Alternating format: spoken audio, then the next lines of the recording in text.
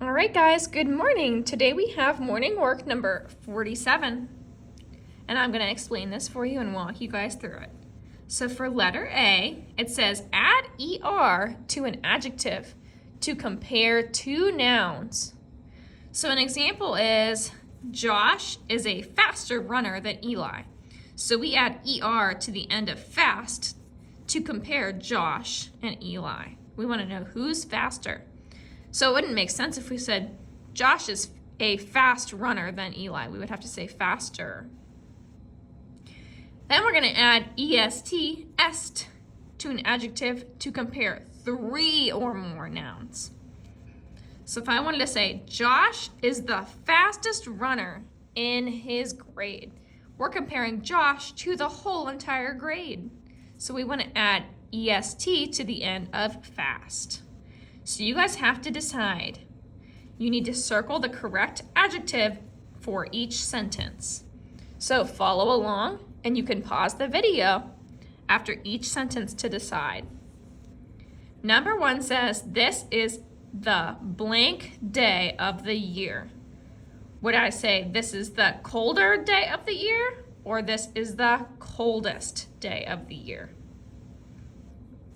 Remember, you're comparing today to the whole entire year. That's more than one.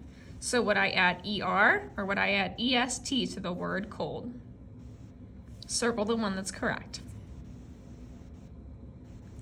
Number 2 says it is blank today compared to yesterday. So we're only comparing two nouns. We're comparing today compared to yesterday. Would I say it is hotter today compared to yesterday? Or it is hottest today compared to yesterday? Which one sounds right? Go ahead and circle the correct answer.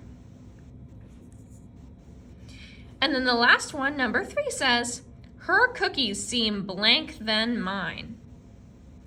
Would I say her cookies seem sweeter than mine? Or her cookies seem sweetest than mine?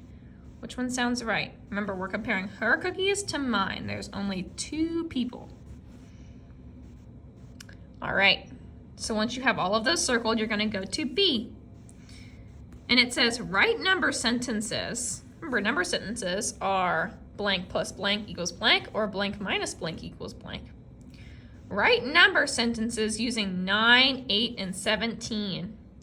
So there are 4 different number sentences you can write with these. So I want you guys to think about turnaround facts.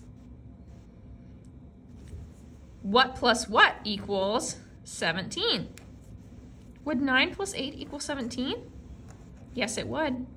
But could I write a turnaround fact that means the same thing? For my subtraction problems, I would want to start with my bigger number. So let's do 17 and then just pick one. I'm going to pick 9 to start. 17 minus 9, oh, I used both these numbers. What's left? I have to use 8. But could I write another subtraction fact where I turn around my 8 and 9? You guys make sure you have this all filled in.